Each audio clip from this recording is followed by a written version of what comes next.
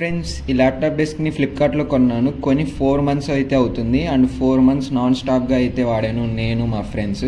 So నేను ఈ వీడియోలో మీకు నా ఎక్స్పీరియన్స్ చెప్తాను అండ్ ఇది 400 రూపీస్కి వర్తా కాదా అని అయితే చెప్తాను. వీడియోని ఎండ్ వరకు అయితే చూడండి.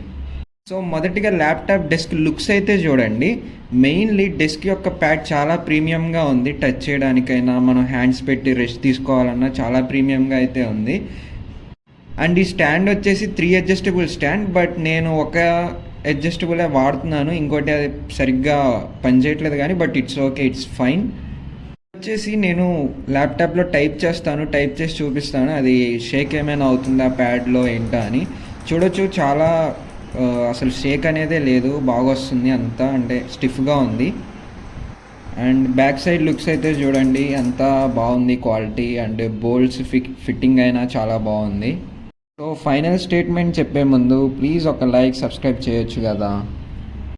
అండ్ ఫైనల్ స్టేట్మెంట్ వచ్చేసరికి 400కి చాలా వర్త్.